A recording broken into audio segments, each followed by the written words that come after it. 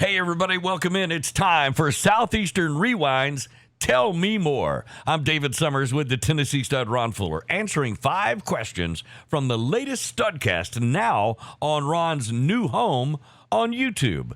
The 5 questions in this edition of Tell Me More come from Studcast episode number 11. It was called Maybe It Was Memphis.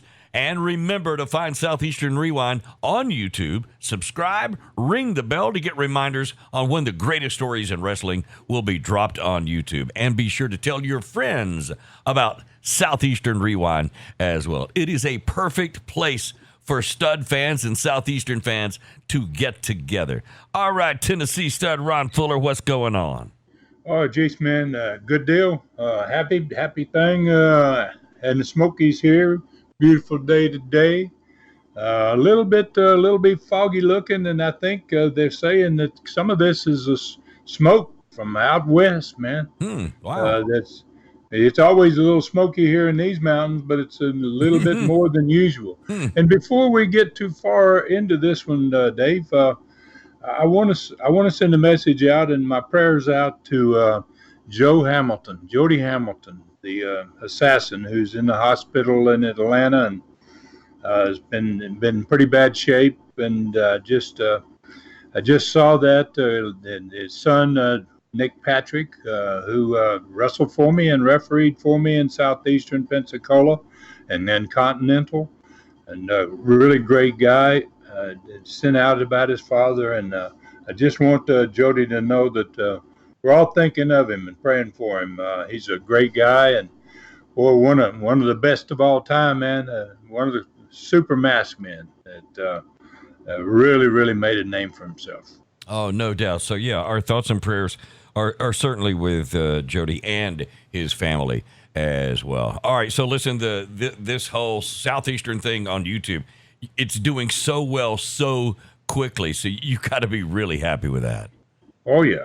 Man, very, very happy. We're getting close to that magical 1,000 subscribers, and we're over 1,000 hours. And wow, I didn't expect us to be doing this well at this point, but that's all thanks to all the friends that we have out there and all those listeners that have been going and ringing that bell at Southeastern Rewind. And wow, it's a real thrill, man, to see these numbers grow every day, and especially those people listening. And we're really getting close, Dave, closer every day now to starting to put on those actual TV shows. Yeah, I was going to say that's coming very soon, but then they're really going to have a reason to stay a while when they come to Southeastern Rewind on YouTube.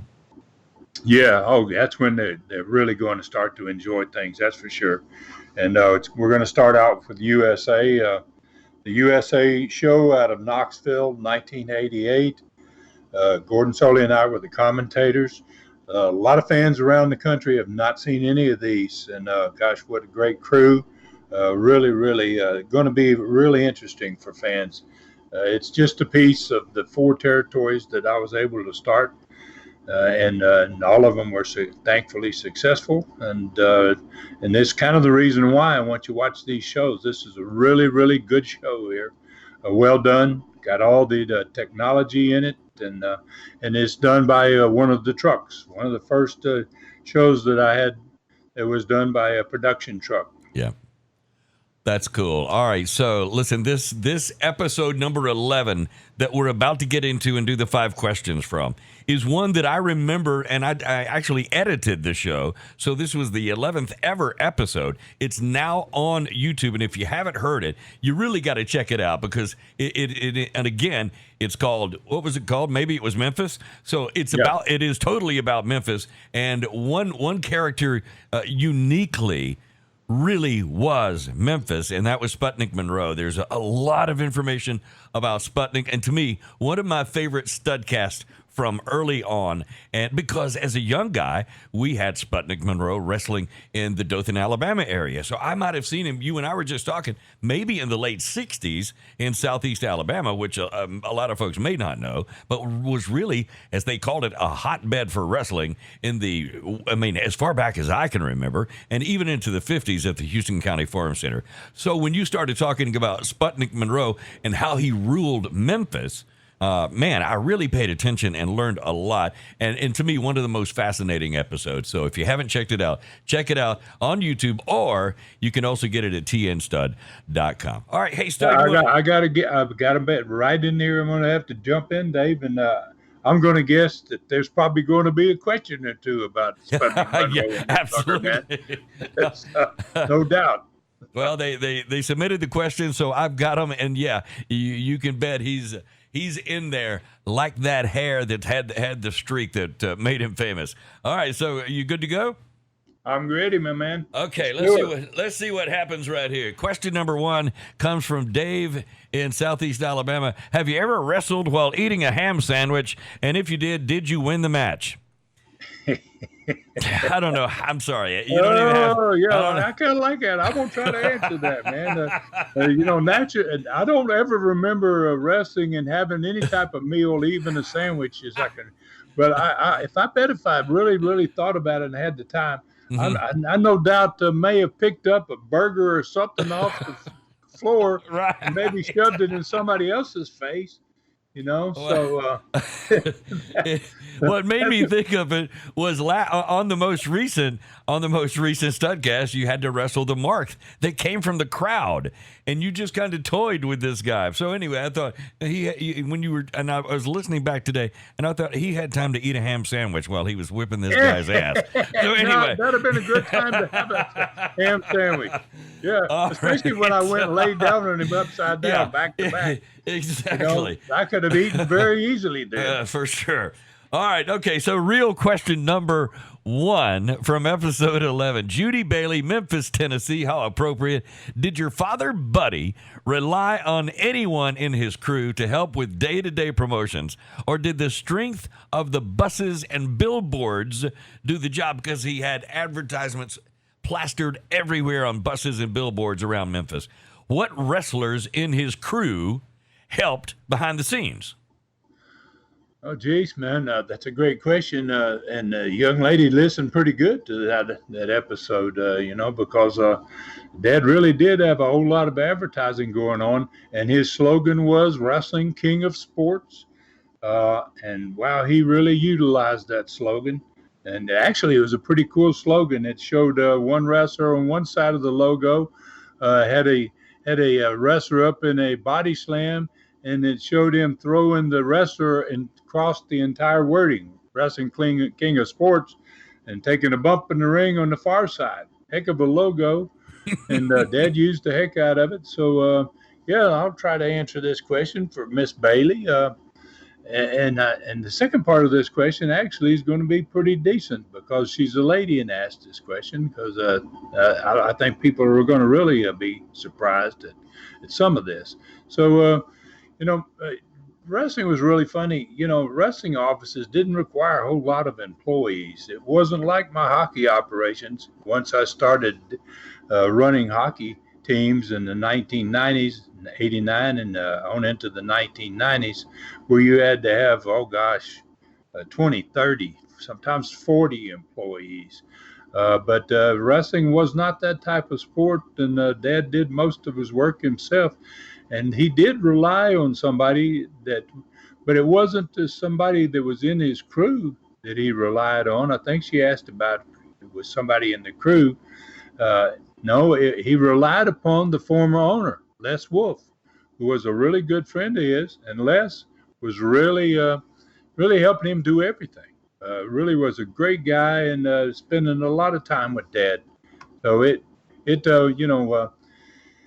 So their relationship was totally unique for someone who has purchased from a former owner, and the former owner never left, and he actually helped the guy that bought the company get started and get off the ground. And wow, what a great relationship those two guys had.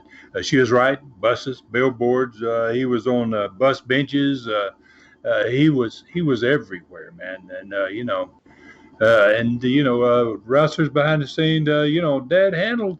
He was lucky when he went to Memphis. He did not go in there as a wrestler.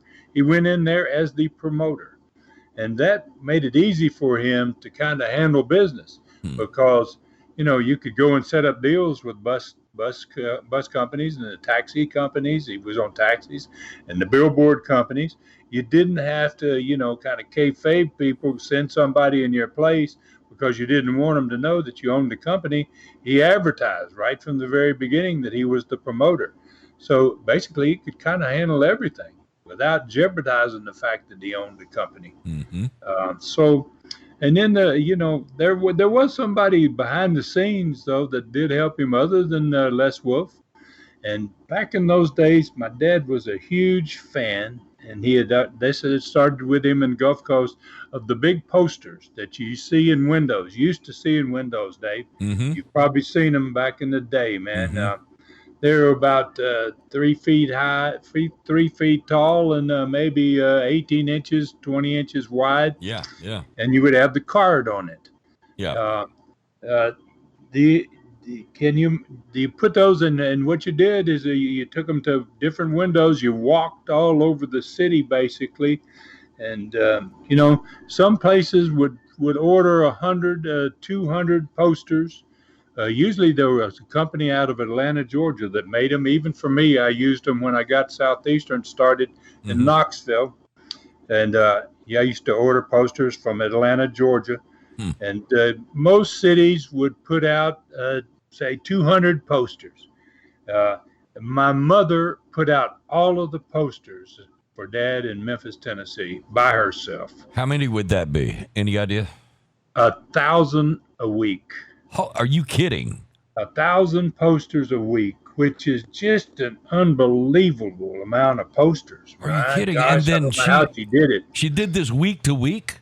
Week to week, every week, and then came home and then she would get us off to school. She would go do her thing, be home, have dinner cooked, and all of us would eat together at night if he wasn't on the road wrestling or handling matches in some town.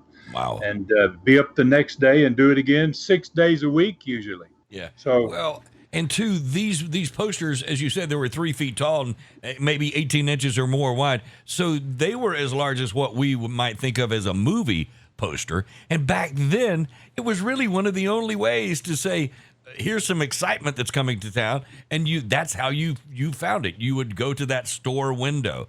And that's another thing. She probably traded some tickets to get it in the right store windows. There you go. That was his whole gimmick. That was part of the deal is you left in order to get the person that owned the store to let you do this on a weekly basis. Yeah. You gave them a cut rate ticket.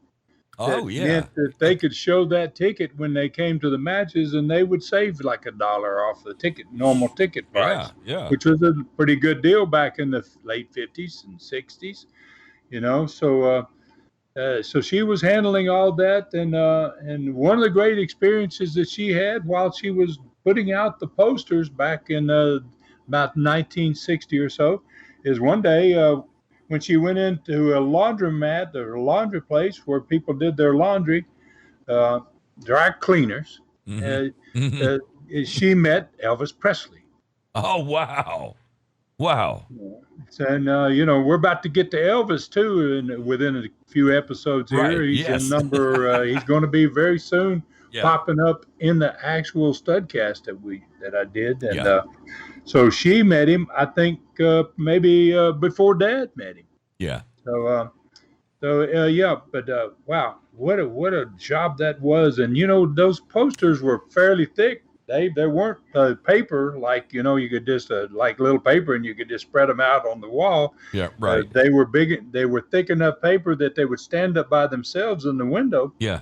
So can you imagine? She had to carry those things. No kidding. And when you probably carried like 50 of those cards, it was a pretty good load for a man. A huge Let arm the load. woman. Yeah. Well, And then you would park in some area along a main street, and you would start down one side, and you'd get 50 of them out. You'd have to go back to your car. You get another 50. You keep going. Then you cross over the other side of the street. Then you drive to a different neighborhood, a different part of town. It was a really, really tough and rugged job. oh, no doubt. About what day of the week? Because when were the matches set so you knew what was going to be? How did she get that done in a timely fashion that represented, here's the big show that's happening Friday night or Saturday night or whatever the case? It was a Monday in Memphis. Memphis was always a Monday town. And so she would start on Tuesday. Wow. The day after the matches, she would have to get started, and she would already have ordered the cards. That you knew what the card was for the next week. Yeah. So you had them printed up a week early. They were trucked in there on a bus, and then you went and picked them up, and you went to work. So she'd start on Tuesday, and she'd work all the way through Saturday every week. That's incredible. How many posters do you think your family has? Oh gosh, 0. What, that's what I was wondering. And it's probably just one of those things that you just didn't have time to do because you were so busy constantly on the road. And where do you store something like that as far as memorabilia for down the line? So, yeah, I didn't even think of it. And neither did my father. Yeah. Neither did a whole lot of other people. But they are one of the most cherished items you can get as a wrestling fan. I bet they are definitely coveted and sought after everywhere. Yeah. I've seen people on social media, Dave, that have entire rooms from the walls to covered. Ceiling. Yeah. Covered in posters. Wow. Old Man. posters. And listen, you also mentioned, I know we want to move along. Question number 2 is coming up. But this series, where you're at right now with episode number 11 on the Studcast as we're reviewing. And then, as you said, Elvis is coming up. These few episodes in a row right here particularly got my attention, and I enjoyed them immensely. And so it's kind of cool to go back and just kind of remember this stuff again, especially about Sputnik Monroe, having been able to see him as a youngster. All right, here we go. Question number 2. Grant Richmond, Atlanta, Georgia says, was there a specific feud that endeared Sputnik to a larger audience, or was it just his overall charisma or persona? Was there a turning point of some kind that made him king? And maybe he meant to say king of Memphis. King of Memphis. That's exactly what he was, for darn sure. And we got in 2 questions before we got to Sputnik. I was thinking we were going to get some Sputnik in this one. So, Yep. And so we're already there. Great question, Grant. It wasn't never a specific feud that really got endeared Sputnik. They got him over, man. It was most of that was mostly his charisma. He did have a lot of charisma, and his persona was it was exaggerated, man, by the black population of Memphis that just absolutely fell in love with Sputnik Monroe, and nobody could ever really put a finger on exactly why or how that happened, but the black audience's love of him and the fact that he was a heel rather than a baby face was made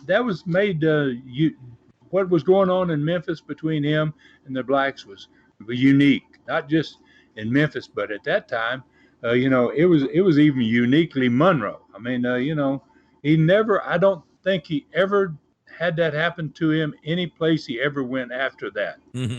So you would think if that happened in Memphis, why only in Memphis? But something happened there in Memphis. And, and the question, I think, was something about a turning point. And I believe, there was a little bit of a turning point that made Sputnik king. And I think that, and you probably edited the show as you attested to a minute ago, it had to do with, it all began by him being arrested for drinking in a black bar on Beale Street. And then he hired a black attorney to defend him in court, which was absolutely brilliant because he was a heel he was a tremendous heel to white people, but he was the greatest baby face that could ever be to the black fans. And, and no white person, I don't think any white person in the history of Memphis other than Sputnik Monroe was arrested for drinking in a black bar. I know what it was. Sputnik Monroe had soul. He had a personality that was second to none. So, and then some of the other wrestlers, maybe their maybe they were a little more stiff as a persona, and they didn't enjoy or seem to have the kind of fun that Sputnik Monroe did. And I think that the fans, the black fans, I think they took to that, and then they saw that it wasn't just part of his persona. He proved it and it was so much fun hearing on this particular Studcast. He was constantly down in the bars on Beale Street with the championship belt. So he didn't care if they were black or white, but he was going into black bars anyway, and they loved him. They absolutely loved him. Yeah. It was truly amazing, and he just and I don't think anybody I've ever heard it described like that. I don't think, Dave. He truly did have soul. Yeah, I mean, he was just that type of person, and he wasn't down there trying to generate business, trying to get fans to come to the matches. He was down there dealing and loving his people. Yeah, he felt at home there, and they obviously recognized it. You don't fool thousands and thousands of people. No. You may fool a few people and go, wow, that guy's a great guy. He really loves us. But in Sputnik's case, he got a whole city behind him. Yeah. It wasn't just, that city followed him every Monday night at the Ellis Auditorium. They came and they watched their star and their hero and their friend. They had a personal relationship with him. Yeah. And one of the things, and one of the reasons, they could slap him on the back. Here he comes. There he is. And he was right there with them, so they couldn't wait to go see him in the matches. So he was just right there, handshakes all over, and that was just a part of his personality. And I got to say this again, and I said this on the Studcast that we just finished recording yesterday. Everything I know about Sputnik Monroe, I learned from the Studcast. So, but I was such a fan, and you tell me, is there a book or a movie? If there's not a book or a movie, this is an Oliver Stone. So, I mean, it would be absolutely amazing. I believe there is a book. I believe Sputnik, somebody wrote it. I know Sputnik probably didn't write it. Right. But somebody wrote his story, and geez, I should have it, man. Yeah. I'm kind of an author in a way. Yeah, right. Yeah. So, if there's a book about Sputnik, I probably ought to own one of those things. I know that Mario Galento had a book written, a lot of other guys that were kind of in that same time frame, and stars in Memphis that had books written about themselves. I'm sure Jerry Lawler's got a book. He's a Memphis guy. A lot of Bill Dundee's got a book. He's a Memphis guy. There's a lot of wrestlers that have been around Memphis, and I can't see why. Sputnik has a story far beyond wrestling, man. Yeah. Well, and he was on the precipice of the civil rights movement before the civil rights movement, and so he was. That's why he was controversial, because white folks you're hanging out with the black folks. Well, anyway. He just basically he integrated the first city in the South. Yes, he was single-handedly. Yeah, he risked being arrested, and he was arrested. So, but anyway, so it's just a fascinating story, and it was so enjoyable. Do we keep going? Number 3. Yeah, I'm ready, my man. Guess who it's about? And from Walter Johnson of Baltimore, Maryland. You talk about Sputnik in many Studcasts. It seems like he was a part of your father's success from the time you were a little boy until many years later into your wrestling career. What were your true feelings about him, Sputnik Monroe? Wow. and I never really thought about it till this guy Walter's name, right? Mm-hmm. Walter. I never thought about it, but I first saw Sputnik Monroe probably when I was 7 or 8 years old, and I end up wrestling him on into maybe the early 1980s. Wow. Probably 10 years into my career, I was still wrestling Sputnik Monroe. Wow. So he was a major influence on me and my brother, and he was a major influence on so many young wrestlers, and Yeah. he was so great in the ring. He was just phenomenal in the ring, man. I remember one time having been in the first ever two-ring battle royal I was ever in, and Sputnik's in that battle royal with me, and in a battle royal you can talk to guys, and there's so much going on, people can't really see what's happening, and Sputnik he told me, he buzzed me, as we say. He gave me the office. He kind of grabbed my tights in the front, and he hit me with his thumb a couple times in the stomach, like he was going to say something, and he says, shoot me in, because the two rings are side by side. There's about at least a 3 foot, almost 4 feet between the ropes, Mm-hmm. and one ring to the ropes in the other ring. Mm-hmm. And he says, shoot me in and backdrop me from this ring into that one. Wow. Wow. And I was like, and I heard him, but I had to ask him. I said, what? And he goes, shoot me in and backdrop me from this ring into that ring, the Wow. other ring, right? How tall was he? He was about 6 foot, Okay. and he probably weighed a good 230. But he So- knew you could use your height to your advantage. Well, I don't think he would have done that to anybody yeah, else. exactly. You Right. know? Right. He wanted to do something that had never been done, Yeah. and I bet that that's what we did. And And so I shot him in, and I tried to shoot him up in the air, but he had a way of running into you when you were going to backdrop him, and you had to be really strong on your feet and ready for him, because he hit you really hard.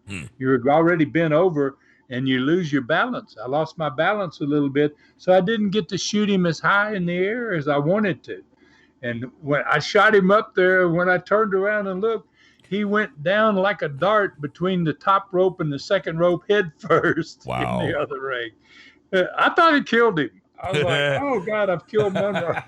all right. So when he's on the backdrop, when he's coming at you, you drop down and kind of meet him in the midsection and up and over. That's it. Got it. And Okay. he kind of bends forward over you so that his belly is onto your back. Right. And then you shoot him as high as you can into the air. Yeah. Yeah. But I kind of lost my balance, and I didn't get him all the way over. And when he went that head first dive into the mat, I was like, oh gosh, man, he ain't gonna get up. And he shot right up. And so I went over into the ring with him, because I was going to try to help him. I figured he's hurt, I'm going to try to keep people off of him till he can get his senses about him Wow. again, right? Yeah. And guess what he does, Dave? Mhm. He says, shoot me in, let's do it again. Oh my God. Well, I was going to say, there he is. And what's he doing? He's putting you over. Yeah, oh yeah, that's it. We're going to do something that's never been done in Yeah, the two-ring yeah. battle royal. Yeah. And it may have never been done after that either, Yeah. especially if they saw that bump, those guys in the ring.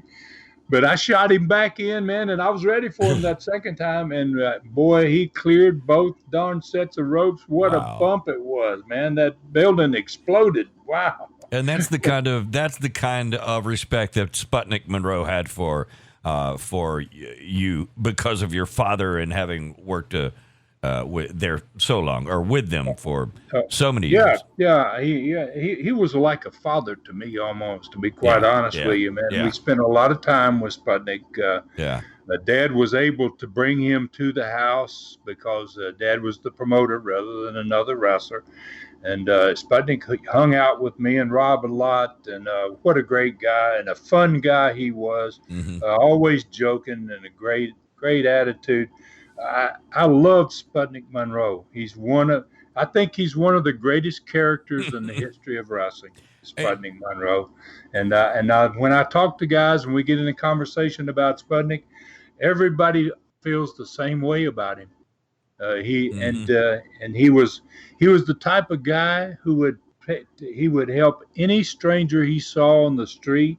If he saw a guy that was down and out, he gave him a $20 bill. I Wow. mean, Yeah. he was Yeah. just like, he was just a big heart, Yeah. and not a pretty face, but a beautiful, beautiful inside. Man, Mm. he was a wonderful, wonderful wrestler. Big heart and playing the part. That's really cool.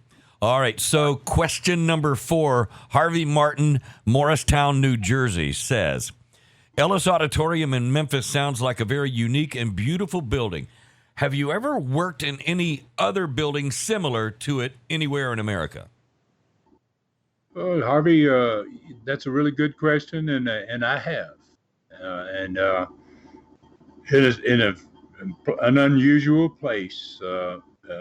There's an auditorium in St. Louis called Keel Auditorium. It was an exact replica, almost, of the building in Memphis. It had a curtain that dropped between the two sides of the building. Except Keel was probably held maybe another 5,000 more people than the building in Atlanta, than Ellis Auditorium. Keel was bigger, and it's in a bigger city for one thing. Uh, and Keel, I've worked a whole lot there with some of the greatest wrestlers in the world. Man, I wrestled against Gene Kaninsky, who was a former world champion. As my only, I will love to have. That was a great opportunity for me to wrestle a very rarely wrestled world champion in this main event in Keel Auditorium, and a lot of main events in Keel. I wrestled Terry. I wrestled Dory Jr. there. I wrestled. Tremendous names, Valentine, and just names. Some of the greatest wrestlers in the world would go there. And on the other side, they never had the curtain up. I don't ever remember the curtain ever being up there because they always had something going on the other side. Hmm. And I remember one night I was working in the main event, and had my gear on and my dressing jacket on, and I went in. There was a door and I knew the guy that worked the door on the, I call it the music side, the concert side of the building, and that thing held about, I'd say, 5,000. Mm-hmm. The Keel side held about 12 or 14,000. It was a monstrous building, and I went in to see who was in the concert, and it was the Carpenters, Karen Wow. Carpenter. Oh, wow.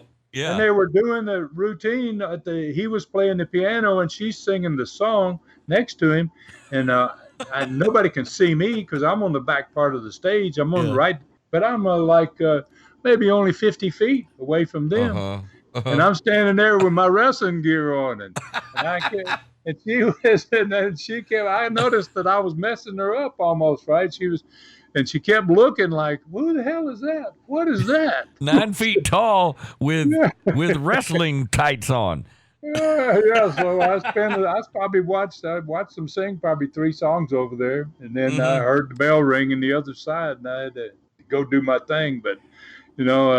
But yeah, Harvey, I think that was your name, Harvey. I was in a building that was just exactly identical to it, except a bigger one, and it was in St. Louis, Keel Auditorium. Oh my God! You didn't embarrass everybody by like you were banging your head or anything over there to the Carpenters. I'm on the top of the world. Okay, let's just move on. Question number 5. Jerry Lawton, Seattle, Washington says, you mentioned a coal miners match and a hair versus hair match. What was the most unique stipulation match that you ever wrestled in? Or maybe you saw it happen or was... I'm adding that part. He said whatever match you wrestled in, but maybe you saw something or knew of something that was really unique.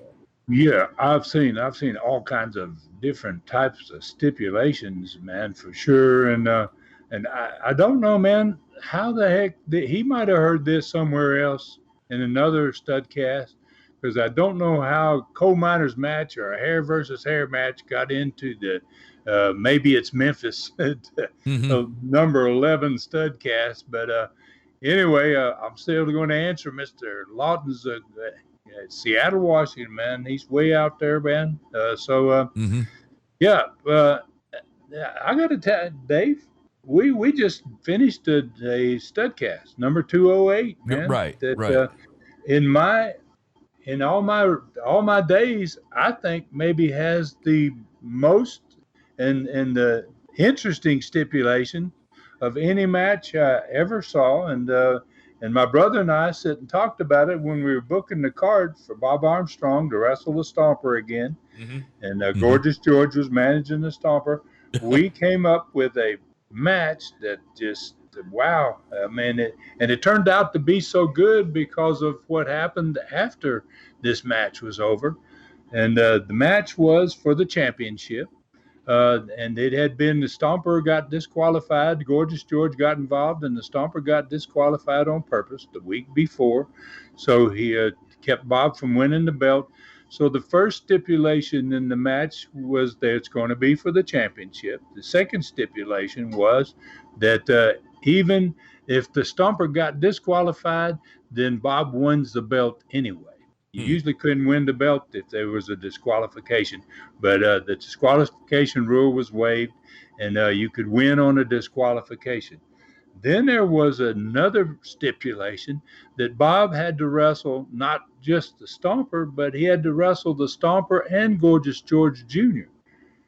And not both in the same time, but they tag out, but he's by himself. Right. Third stipulation was that if they couldn't beat him in the first 10 minutes of the match, that Bob was going to be able to get Gorgeous George as his manager, as his maid, as maybe protege, valet, something like that. Yeah. He's going to get Gorgeous George away from the Stomper for an entire week. Maid. And he's going to be able to make him do anything he wants to. Yeah. You know, so you know, it's a pretty crazy bunch of stipulations here, but it really turned out to be fantastic when actually they couldn't beat him in the 10 minutes. And then he did get Gorgeous George, and he went on the TV program. This is the number 208 Studcast at the end of the program, and did an interview. And he asked if Les could get the Southeastern officials to give him a cameraman for 7 days. And that he's got all these ideas planned. He goes, I'm going to absolutely drive Gorgeous George Jr. crazy. I'm going to humiliate him in every way I possibly can. And he says, I want a camera to record it so that next week when we come back on TV after I've had him for a week, we can show all the horrible things I did to him. So it's so that, I guess, Mr. Lawton, that's my answer, because that match certainly had all the stipulations that you could put into a match, and that ended up that isn't over. And number 209 in Studcast 209, we're going to actually get to where we're going to talk about some of the things that Bob did to him. Yeah. Wow. Some of the stuff that went down after he won Gorgeous George Jr. for a week. Yeah, and of course Bob had to document that, so we can see it back and get the results from that. And listen, so the gentleman also said a coal miners match, and I know we're short on time, but what is a coal miners match? Well, there are matches in which they put poles up and they put money on it and stuff like that. But when Don Carson had his peanut butter, his black glove, and in 1975, I was able to finally get his black glove off in one of the matches. And so I went on TV the next week and I said, I tell you what I'm going to do, rather than I'm not going to just give him the glove back, but I'm going to give him an opportunity to get his glove back. And I said, I want him to put a 20-foot pole up, and I will put the glove on the top of that 20-foot pole. And whoever gets that glove can keep it, use it on the other guy. Wow. Okay. And that's where, it's kind of a coal miners match, but it was a little bit of twist to that because there wasn't money up there it was actually Don Carson's peanut butter on top Right, of the pole. right. And as a kid, when we were watching wrestling on Saturdays, we would also see, there's going to be a hair versus hair match. We couldn't wait to find out who was going to get their head shaved or whatever. And then, of course, in Southeastern, you guys were kind of notorious for the loser leave town match. Yeah, we had a lot of those type matches, and stipulation matches were wonderful. I mean, fans got to be accustomed to it. If you came to Southeastern Continental and the companies I had, we didn't just have the standard just a no match, 30-minute time limit, hour time limit, whatever. Yeah. We tried to give fans every opportunity we could to see something different. Absolutely. Hey, Stud, a fun time this week. Why don't you take a break and have a ham sandwich? Oh, I think I will, man, and I may ride somebody too while I'm doing it. Hey, why not? There you go. It's another Southeastern Rewind's Tell Me More, where the Tennessee stud Ron Fuller answered 5 questions about Studcast number 11. It was called Maybe It Was Memphis. Check it out on Ron's new home on YouTube. You can also find it at tnstud.com, but you got to find Southeastern Rewind on YouTube. Subscribe, ring the bell to get reminders on when the greatest stories in wrestling will be dropped on YouTube. And be sure to tell your friends about Southeastern Rewind. For Ron Fuller, I'm David Summers, and we'll be back soon with another Tell Me More.